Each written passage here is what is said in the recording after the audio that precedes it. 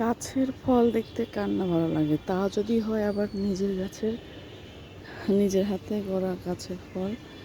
এই তো আমার ছাদে হচ্ছে ড্রাগন গাছ লাগিয়েছি, বেশ বড়ই হয়েছে।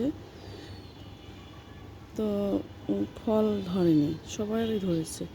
এই ছোট্ট একটা গাছে দেখেন 3টা কলি এসেছে, 1টা 2টা 3টা। বাট আমার গাছে এখনও ধরেনি, মানে এতদিনও ধরেনি। আজকে দেখি একটা, মানে কালকে বিকেলে দেখলাম যে মাশাল্লাহ আমার গাছে আলহামদুলিল্লাহ একটা কুল এসেছে ড্রাগনের। আসসালামু আলাইকুম, সবাই কেমন আছেন? আমরা সবাই ভালো আছি। আজকে একটা নতুন ব্লগ নিয়ে আবার হাজির হলাম। আজকে একটা নতুন দিন, আজকে সকাল থেকে শুরু করলাম। সকাল এখন বেশ অনেক সকালই 7টা। এটা হচ্ছে পুঁই গাছ লাগিয়েছি আমি। এখানে আগে কচু গাছ ছিল, কচু গাছটা ফেলে দিয়েছি, পুঁই গাছ লাগিয়ে দিয়েছি। পুঁই গাছ অনেক ভালোই হয়েছে মাশাল্লাহ। তো দেখি কত বড় হয় ড্রাগন। এই যে ওনারা 2টা ড্রাগন আয়োজনের একভাবে 2টা ড্রাগন হয়েছে, একটা এই যে আর একটা খেয়ে ফেলছে। আবার ওনাদের তো অনেক পুরনো, ওনাদের অনেক ধরে ড্রাগন, বেশ সবারই ভালোই ড্রাগন এসেছে। এই যে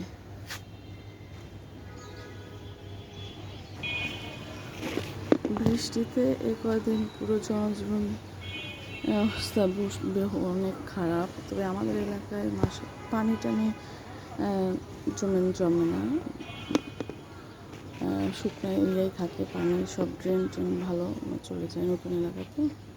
তো ওই দিকে আপনার আবার ঢাকার ভিতরে আবার অনেক পানি টানি জমে, এখানে এত পানি টানি না। তবে আজকে ওয়েদারটা ভালো, হালকা হালকা রোদ উঠছে।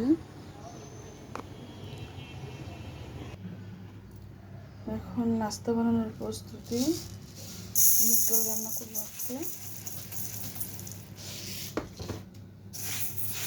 মুগ ডাল ভিজাচ্ছি, ভিজিয়ে রাখবো কিছুক্ষণ, দেন রান্না করব।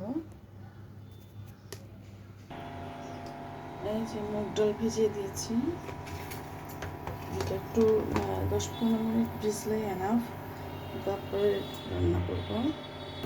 এই যে এখানে